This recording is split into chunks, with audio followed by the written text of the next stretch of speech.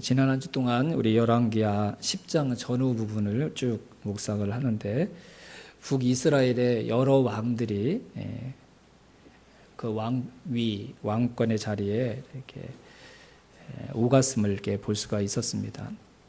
예후라는 아주 특출한 왕의 이야기를 오랫동안 보았고 그 아들 여호아하스 그리고 그 뒤에 여호아하스의 아들 요아스 이렇게 왕이 되는 이야기가 우리가 읽었던 말씀 앞뒤에 쭉 이어서 나옵니다. 수요일에도 말씀을 드렸는데 예후는 정말 대단한 왕이었습니다. 그 강력했던 이스라엘 전체를 바알 숭배 잘못된 신앙으로 몰아넣었던 아합 가문을 심판하는 일에 아무도 나설 수 없었거든요. 워낙 강력한 왕이었기 때문에, 그리고 그 안에도 아주 유명한 왕후였기 때문에 그 누구도 감히 나설 수 없었던 그 일에 예후가 나서서 아합 가문을 심판하고 이스라엘 땅 전역에 팽배해 있었던 바알 숭배 신앙을 척결하는 일에 아주 열정적으로 임했던 왕이 바로 이 예후였습니다. 이거는 아주 잘한 거죠. 하나님께서 그토록 싫어하고 또 하나님께서 아합의 가문을 심판하시겠다고 말씀하신 하나님의 말씀을 이루는 일에 예후가 순종했기 때문에, 그래서 하나님이 이 일 때문에 예후에게 복을 주셨습니다. 그의 4대 자손이 이스라엘의 왕위를 차지할 것이다, 이런 복을 주셨는데, 근데 예후의 이야기의 마지막 부분에 보면 예후가 하나님 앞에 100% 인정을 받은 건 아니었음을 알 수가 있습니다. 아합 가문을 척결하고 바알 숭배 신앙을 이스라엘 땅에서 몰아내는 일에는 탁월한 업적을 남겼지만 북이스라엘의 죄의 근본이라고 할 수 있는 여로보암의 죄, 베델과 단에 또 다른 전을 짓고 하나님을 예배하도록, 그래서 이스라엘을 두 동강 나도록 영적으로 했던 그 근본적인 죄를 해결하는 데는 예후가 아무런 일도 하지 않았습니다. 그러니까 아마 정치적인 계산이 있었던 것 같아요. 여로보암이 베델과 단에 제단을 만들고 금송아지 신상을 만들어서 북이스라엘 백성들이 예루살렘까지 내려가지 말고 이 베델에서 하나님께 예배를 드려라 라고 이야기했던 건 그들의 신앙을 돕기 위함이 아니라 자신의 나라를 지키기 위해서 전략적으로 정책적으로 그렇게 했던 조치였습니다. 그런데 하나님이 이걸 기뻐하시지 않았죠. 비록 북이스라엘과 남유다가 나뉘어졌지만 오직 하나님 한 분을 모시는 그 정체성을 위해서 하나님이 지정하신 예루살렘 전에 와서 함께 예배드리기를 하나님께서 원하셨는데, 하나님께서 기뻐하지 않은 이 일을 자기의 정권을 지키기 위해서 여로보암이 베델과 단에다 새로운 신전을 만들고 하나님이라고 금송아지를 만들어서 이 금송아지에게 예배하고 절하면 하나님께 예배한 것이다, 이렇게 그릇된 신앙을 그들에게 만들어 주었습니다. 근데 북이스라엘의 왕들이 이 죄에서 떠난 왕이 한 명도 없었어요. 그래서 바알 신앙을 없애고 아합 가문을 심판하는 일에 이 예후가 참 열심을 내고 하나님 앞에 멋지게 충성했는데, 내면에 있는 오랫동안 지속되어 있었던 자신들 안에 있는 우상을 제거하는 일에 하나님이 아닌 하나님 비슷한 것을 하나님이라고 생각해서 자기들이 편하게 신앙생활했던 그 잘못된 신앙으로부터 돌이키는 일에는 열심을 내질 못했습니다. 그래서 하나님께서 예후를 최종적으로 평가하실 때 뭐라고 그랬냐면, 하나님의 말씀에 온전히 순종하지 않은 자, 하나님의 말씀을 온전히 따르지 않은 자라고 이렇게 평가를 하셨어요. 그래서 잘한 것에 대해서는 복을 주셨는데, 이 하나님이 기대하시고 원하셨는데 끝내 순종하지 못했던 여로보암의 죄에서 떠나지 않는 이 죄 때문에 예후에게 하나님께서 한 가지 벌을 내리셨죠. 요단 동편의 땅을 아람 왕 하사엘에 의해서 빼앗기게 될 것이다. 그리고 실제로 하나님이 말씀하신 그대로 요단 동편의 땅을 아람에게 빼앗기는 아픔을 경험을 해야 됐습니다. 자, 고 예후의 아들이 오늘 본문에 나와 있는 여호아하스입니다. 그러면 여호아하스가 가장 바람직한 모습으로 왕의 자리에 앉아서 나라를 통치할 때 어떤 모습을 기대할 수 있냐면, 아버지가 잘한 것은 그대로 잘 본받아서 하고, 아버지가 잘못한 것은 아버지와 다르게 하는 게 가장 좋은 모습이겠죠. 근데 여호아하스가 안타깝게 제일 좋지 않은 모습으로 아버지를 닮아갔습니다. 아버지가 열심히 했던 것은 아예 따라하지도 않고 아버지가 제일 잘못했던 일은 그대로 따라하고. 그래서 여호아하스가 북이스라엘 왕으로 있을 때 아람에게 괴롭힘을 당하는 정도가 아니라 오늘 본문에 봤더니 학대를 받았다, 이렇게 표현할 정도로 심각한 아람으로부터의 공격과 핍박을 받는 삶을 살아갈 수밖에 없었습니다. 아버지가 여로보암에 제해서 떠나지 않아서 요란 동편의 땅을 이 아람 나라에게 빼앗겼던 아픔을, 그 고통을 경험했음을 함께 보았으면서도 그 아버지의 잘못으로부터 그 어떤 교훈도 얻지 못했던 것이죠. 그런데 여호아스만 그런 게 아니라요, 그의 아들 요아스도 똑같이 이 여로보암에 제해서 떠나지 않았다고 성경이 기록하고 있습니다. 여러분 이해가 되십니까? 오늘 일부 예배 때도 이 얘기를 들으면서 너무한 거 아니야? 도대체 왜 계속 여로보암에 제해서 떠나지 않는 거지? 아무 일도 없었다면 모르는데 그것 때문에 지금 고통받고 있고 어려움을 겪고 있고 내 아버지가, 내 할아버지가 그것 때문에 하나님의 심판을 받았는데 왜 그 그릇된 죄에서 떠나지 않는 것이지? 여러분 이해가 되세요? 도대체 왜 그러는 걸까요, 여러분? 여호아스 때는 너무 아람의 학대가 심하니까 하나님 앞에 이 여호아스가, 하나님을 찾지 않았던 여호아스가 하나님께 기도했다니까요. 근데 또 우리 하나님은 속도 없으시고 이 여호아스의 기도를 들으시고 불쌍히 여기셔서 구원자를 보내셔서 이스라엘을 아람의 손으로부터 구원해 주시는 은혜를 베푸셨거든요. 또 이런 은혜를 경험하면 이제는 여로보암에 제해서 떠나지 않은 게 아버지에게도 큰 고통이었고 내가 나라를 다스릴 때도 큰 어려움이었으니까 이제 그 죄에서 떠나야겠다, 여로보암의 길로 가지 말아야겠다, 이렇게 결심해야 되는데 여호아스가 그 이후에 또 다시 그 죄에서 떠나지 않았다고 성경이 우리 가운데 기록하고 있는 것입니다. 잘 이해가 안 돼요. 왜 이렇게 실수를 반복하고 어려움을 계속 대대로 물려가면서 경험하면서도 그 어려움의 원인과 이유가 되는 여로보암의 길에서 이스라엘 사람들이 떠나지 않은 것일까? 북이스라엘 왕들이 왜 그 삶에서 벗어나지 못하는 것일까? 하나님이 때로는 은혜로 그들의 잘못을 깨우쳐 주시고 때로는 어렵고 힘든 고난과 역경으로 그들의 잘못을 깨달을 수 있도록 말씀해 주고 계시는데 왜 그 죄에서 떠나지 못하는 걸까? 제가 내린 결론은요, 하나님의 관심과 북이스라엘의 관심이 다르구나. 서로 관심이 다른 거예요. 하나님이 북이스라엘로 하여금 살게 하시고 싶어 하셨던 삶에 대한 하나님의 관심과 북이스라엘 사람들이 자신들이 살고 싶어 했던 삶이 서로 달랐던 거예요.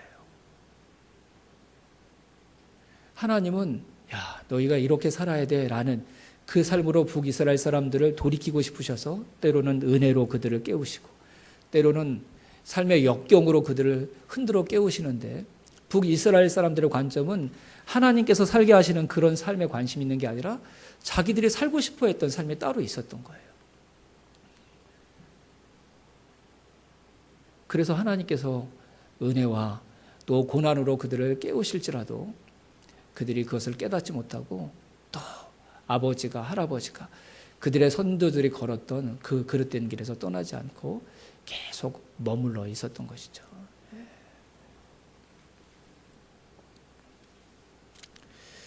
진짜 하나님의 관심과 사람들의 관심이 달랐던 것 같아요. 이 이야기 전에 남유다의 이야기가 나오는데 그때 아달랴라는 여왕의 이야기가 나옵니다. 남유다 왕국에 있어서 유일한 여자 왕이었습니다. 별로 감동이 없으시죠? 유일한 여자 왕이었습니다, 여러분. 6년 동안 남유다를 다스렸습니다. 근데 이 아달랴에 대해서 성경에 뭐라고 기록하냐면요, 다른 왕자들을 다 죽이고 남유다에서는 왕이 되려면 다윗의 가문이어야 되거든요. 그래서 이 아달랴는 다윗의 가문이 아니기 때문에 자기가 왕이 되려면 다윗의 후손들을, 자손들을 다 죽여야 돼요. 그래서 진짜 다 죽였어요. 근데 한 명을 몰래 하나님의 은혜로 하나님께서 성전 안에 숨겨주셔서 나중에 다윗의 가문이 계속 왕위를 이어받을 수 있도록 은혜를 베풀어 주셨죠. 그래서 그 왕자들을 다 죽인 이야기, 그리고 나서 반역에 의해서, 반역이 아니죠. 하나님의 입장에서 보면 다시 다윗의 자손으로 하여금 그 왕위를 이어받도록 하나님께서 일하신 것인데, 반역에 의해서 이 아달랴가 왕위로부터 쫓겨나게 되고 죽임을 당하는 이야기만 딱 기록합니다. 유다 유일한 여왕이었는데 성경이 다른 이야기는 하나도 안 하고 왕위를 빼앗겼던 그 일만 딱 기록하는 거예요. 제가 어제 저희 아이들하고 저 시청 옆에 있는 알라딘 중고서점에 가가지고 아이들이 다른 책을 보는 동안 저는 신라의 선덕 여왕에 관한 책만 계속 봤거든요. 근데 할 얘기가 얼마나 많은지 한 권으로 된 책들이 없어요. 다 선덕 여왕의 이야기는 상하 1, 2권 다 이렇게 돼 있더라고요. 얼마나 할 얘기가 많은지. 신라 최초의 여왕, 수많은 남자들의 그 공격과 회방으로부터 그 왕권을 지켜내고 자신의 꿈을 이루고 사랑을 이뤄냈던 아름다운 여인의 그 스토리를 이야기하는데 책 2권이 부족할 정도로 계속 기록하고 있더라고요. 세상의 역사는 유일한 사람, 유일한 존재에 대해서 기록할 때 수많은 지면을 할애해서 그의 업적과 삶을 기록에 남기려고 합니다. 그게 세상의 관심이죠. 유일한 존재였으니까. 하지만 여러분, 성경은 단 한 구절도 그의 업적이나 그가 왕에 있을 때 이루었던 그의 치적에 대해서 기록하지 않습니다. 뭐가 다른 거죠, 여러분? 관점이 다른 거죠. 하나님께서 중요하게 여기시는 것과 사람들이 중요하게 여기는 게 다른 거예요. 열왕기서는 언제 기록된 역사서라고 말씀드렸죠, 여러분? 이스라엘 나라가 멸망당해서 포로가 되어서 뿔뿔이 흩어진 그 뒤에, 나라가 하나님의 말씀대로 멸망당해서 완전히 사라진 뒤에 지난날의 역사를 다시 기록함으로 그들이 왜 망하게 되었는지, 문제가 무엇인지, 앞으로 회복될 이스라엘 나라는 어떤 나라가 되어야 되는지를 교훈해 주기 위해서 이 역사를 실패하고 난 뒤에, 나라가 망하고 난 뒤에 기록하게 하셨던 것입니다. 근데 열왕기서의 가장 중요한 주제가 뭔지 아세요, 여러분? 이스라엘의 진짜 왕은 하나님이시다. 이스라엘의 실패의 가장 중요한 핵심은 왕들이 하나님을 왕으로 인정하려고 하지 않고 자기들이 왕이 되고자 했던 것이었다. 이걸 깨닫고 교훈해 주기 위해서 기록하게 했던 성경이 바로 열왕기 상하였습니다.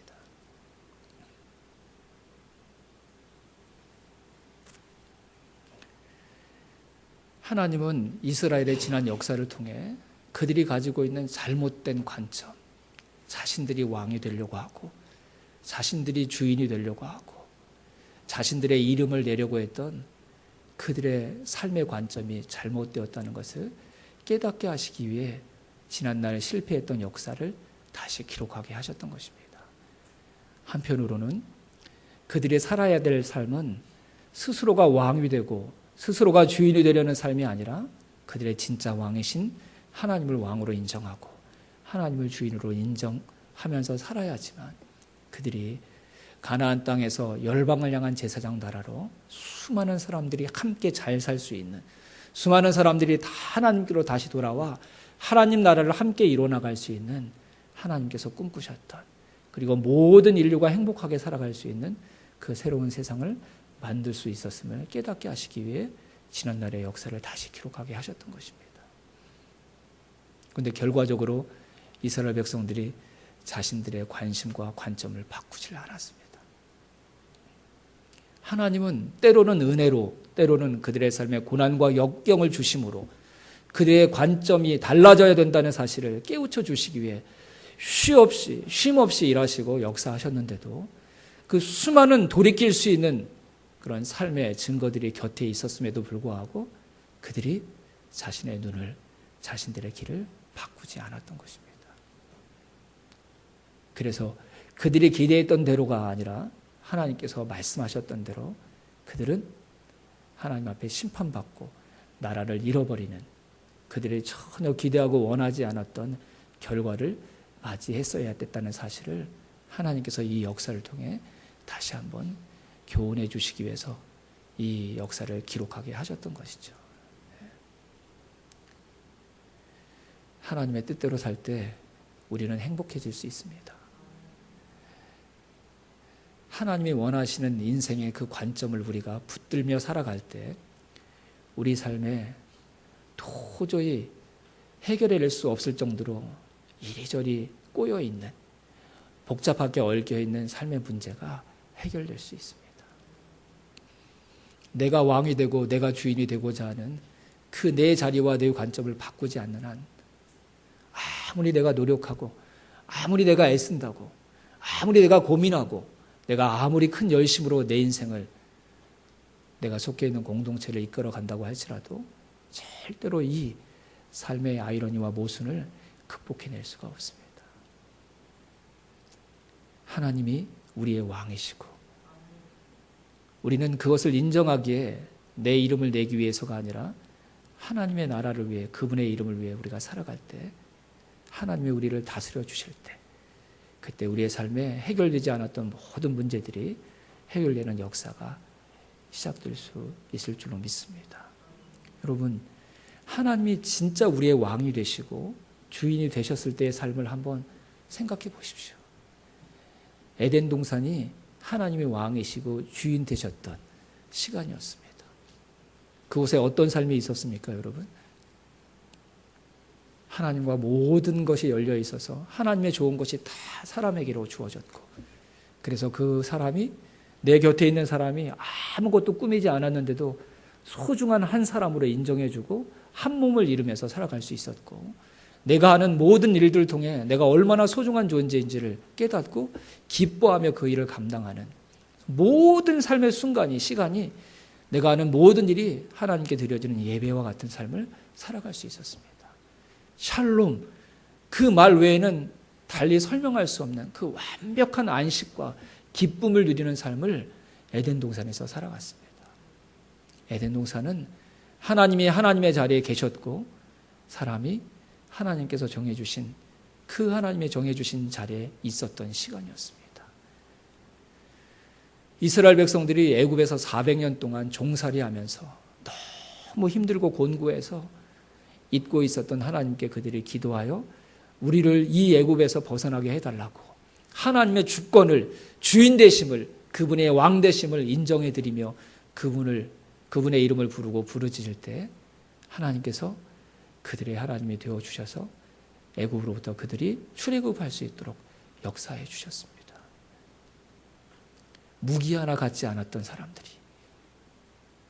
수백만의 사람들이 머리카락 하나 다치지 아니하고 하나님의 능력으로 애굽에서 벗어날 수 있었고, 홍해 바다가 마른 땅으로 바뀌는 기적을 경험하면서 그들의 왕 되신 하나님이 그들을 보호하시고 새로운 나라로 다시 시작할 수 있는 기회를 그 하나님으로부터 공급받을 수 있었습니다. 그 이스라엘 백성들이 40년 동안 광야에서 그들의 신발이 헤어지지 아니하고 그 뜨거운 날씨에도 불구하고 더위에 그들이 한 영혼도 쓰러지지 아니하고 아무것도 없는 그 땅에서 한 영혼도 배고픔을 경험하지 않고 40년 동안 살아갈 수 있었던 이유도 그들의 삶의 주인과 왕이 하나님이심을 고백했기 때문이었습니다. 세상은 우리에게 항상 거짓으로 유혹합니다. 내가 주인의 자리에 앉을 때 내 마음대로 사는 것이 가장 행복한 것이라고 이야기합니다. 하지만 여러분, 우리의 인생은 내가 만들어낸 것이 아닙니다. 우리의 생명은 내 노력으로 만들어진 것이 아닙니다. 우리의 인생을 만드신 분이 계시고 저와 여러분에게 생명을 주신 우리의 존재의 근원이 계십니다. 정상적인 것은 우리에게 생명을 주시고 우리의 인생을 창조해 주신 하나님을 주인의 자리에 모셔드리고 우리는 그 주인 되신 하나님의 보호와 다스림을 받으며 살아가는 것, 그것이 정상적인 인간의 삶입니다. 정상적일 때 모든 것이 정상적으로 돌아가는 것이죠. 하지만 그 창조의 순리, 생명의 순리를 어기고 내가 하나님의 그 자리를 빼앗고자 하고 그 하나님을 높이는 인생이 아니라 그 하나님의 영광을 가로채는 인생이 되고자 할 때 우리의 삶은 계속 엉키게 되고 꼬이게 되는 것입니다. 문제가 있는데, 어려움이 있는데 그 원인을 찾을 수가 없습니다. 해결할 능력도 없습니다. 그래서 그 복잡한 인생 가운데 점점 매몰되어서 그 인생의 무게에 짓눌려서 살아가는 수고와 고통의 삶에서 벗어날 길이 없는 것입니다. 그런 우리의 인생에서 우리가 해야 될 일이 무엇이겠습니까? 하나님을 왕으로 인정하는 것. 하나님이 정해놓으신 삶의 질서를 우리가 인정해서 하나님은 하나님의 자리에 계시고 우리는 하나님이 정해주신 그 자리를 지켜나갈 때 저와 여러분들이 그토록 소원하는 평안, 기쁨, 행복, 만족, 누구를 미워하고 시기하고 질투하는 삶이 아니라 정말 모두가 하나가 되어서 가족처럼 살아가는 그 삶이 우리에게 다시 시작될 수 있을 줄로 믿습니다. 창세기 11장 말씀을 한번 보겠습니다. 창세기 11장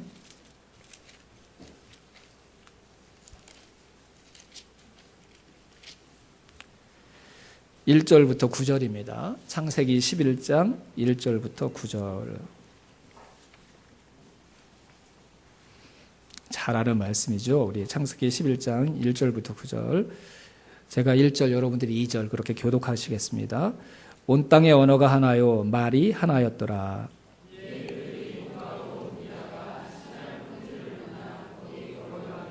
서로 말하되 자 벽돌을 만들어 견고히 굽자 하고 이에 벽돌로 돌을 대신하며 역적으로 진흙을 대신하고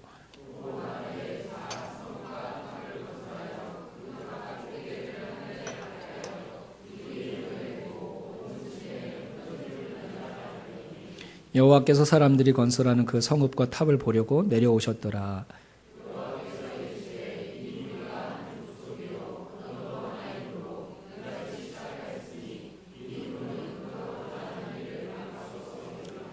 자, 우리가 내려가서 거기서 그들의 언어를 혼잡하게 하여 그들이 서로 알아듣지 못하게 하자 하시고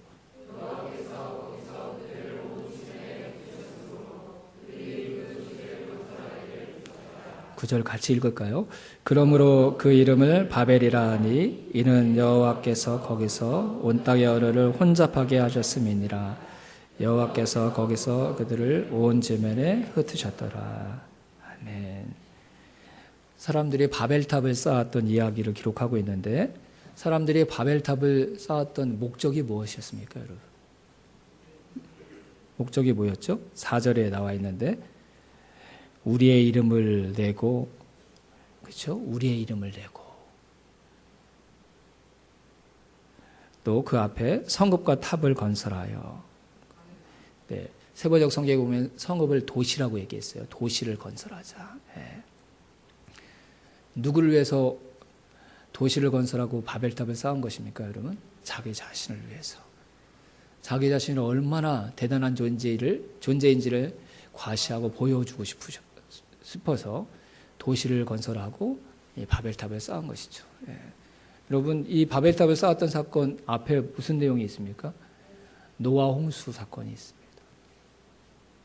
인류가 경험했던 가장 큰 사건, 가장 엄청난 사건. 그 하나님의 심판을 경험하고 나서도 사람들이 하나님을 왕으로 인정하고 주인으로 인정하는 삶이 아니라 자신들이 왕이 되고 주인이 되고자 하는 삶을 또다시 반복해서 살아가고 있음을 보여주는 것이죠. 이게 정상이 아니에요, 여러분. 잘못된 것입니다. 우리의 삶의 방향이, 목적이, 관점이 잘못되면 그 다음부터 삶이 계속 꼬입니다, 여러분. 근데 제일 심각한 삶의 변질과 왜곡이 뭔지 아세요? 하나님이 원래 우리에게 다가오고 싶은 모습으로 다가오지 않는다는 것입니다. 바벨탑을 하나님께서 흩으셔서 무너뜨리게 하신 이전까지는 온 인류가 한 언어를 사용했습니다. 이건 엄청난 장점입니다, 여러분. 결국 하나님 나라도 한 언어를 사용하는 하나님의 언어와 그리스도의 언어를 사용하는 사람들의 모임으로 하나님 나라가 완성될 것이라고 저는 믿습니다. 근데 그 일이 있었던 것이거든요. 같은 언어를 사용했던 사람들이 모여 있어요. 근데 그들의 삶의 목적과 관점이 그릇되고 잘못되어 있으니까 모여 있는 그 사람, 하나님께서 한때 모이기를 기뻐하시는 분이시거든요. 하나님은. 근데 그 모여 있는 것이 그들을 축복하시고 그들에게 은혜를 베푸시는 이유가 아니라 그들을 흩으시는 이유가 되고 말았어요. 하나님은 우리를 흩으시기를 기뻐하시는 분이 아니십니다. 서로 다른 우리가 하나 되도록 역사하시고 일하시는 분이시죠. 하지만 우리가 그릇된 자리에 있고 잘못된 삶의 관점을 가지고 살아가면 선한 하나님이, 우리를 하나로 모으시는 하나님이, 다름을 극복하고 한 공동체를 이루게 일하시는 하나님이 우리의 같음을 흩어져야 될 이유로 말씀하시는 하나님이 되고 마는 것입니다. 하나님이 도와주시지 않으면, 하나님이 우리를 붙잡아 주시지 않으면, 하나님께서 선히 우리 가운데 역사하시지 않으면 그 어떤 인생도, 아무리 탁월한 능력을 가지고 있는 인생도 절대로 자신의 인생을 세워나갈 수가 없습니다.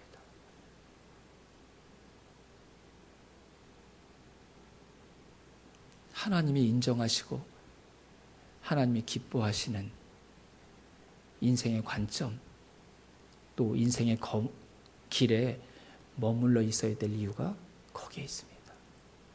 내가 부족하고 연약할지라도 하나님께서 기뻐하시고 원하시는 삶의 자리에 있고 삶의 길을 걸어가려고 노력한다면 하나님께서 우리의 인생길을 책임져 주시고 인도해 주실 것입니다. 내 삶이 산산조각 나 있을지라도 그 하나님이 온전한 삶으로 저와 여러분의 삶을 회복시켜 주실 것입니다. 하지만 하나님의 이름이 아니라 내 이름을 내기 위한 그릇된 삶의 자리를 고집하면 하늘에 닿을 정도로 엄청난 바벨탑을 쌓을 수 있는 능력이 나에게 있을지라도, 그 능력이 나의 능력이 될지라도 하나님은 저와 여러분의 인생을 흩으시는 하나님으로 저와 여러분의 인생에 찾아오실 것입니다. 동일한 하나님인데 그 하나님이 고난 가운데도 나를 지켜주시고 깨어진 나의 인생임에도 불구하고 내 인생을 회복시켜 주시는 하나님이 될 것인지, 아니면 사람들이 부러워하는 대단한 능력을 가지고 있지만 하나님께서 그 내 인생을 뿔뿔이 흩어지는 바벨탑의 사건처럼 내 인생을 흩으시는 하나님으로 다가올 것인지, 그것은 바로 내가 선택하는 것입니다. 하나님께서 베풀어 주시는 은혜에도, 그리고 하나님께서 나의 불순종에 책망하시는 내 삶의 고난과 역경 가운데서도 우리가 내 눈을 하나님의 눈으로 바꾸는 동일한 반응으로 하나님 앞에 반응하는 저와 여러분이 될 수 있기를 주님의 이름으로 축원합니다. 우리 삶에 찾아오는 은혜도, 우리 삶에 찾아오는 고난과 역경도, 그것들이 내 눈을 그릇된 나의 눈에서 하나님이 기뻐하시는 하나님의 눈으로 바꾸지 못한다면, 그릇된 내 인생의 길에서 하나님이 기뻐하시는 그 길로 우리의 인생의 방향을 돌이키지 못한다면 아무런 의미도 없는 것입니다. 엄청난 하나님의 은혜와 엄청난 하나님의 역사를, 심판을 경험하면서도 도대체 그릇된 길에서 벗어나려고 하지 않았던 북이스라엘의 왕들과 북이스라엘 백성들이 아니라 하나님의 작은 은혜에도, 그리고 하나님께서 조금 힘주어 말씀하시는 저와 여러분의 삶을 책망하시는 그분의 목소리에도 우리가 우리의 인생의 방향과 길을, 그릇된 우리의 인생의 방향과 길을 기꺼이 바꾸는 깨어있는 하나님의 사람들로 하나님 앞에 서는 저와 여러분이 될 수 있기를 주님의 이름으로 축원합니다.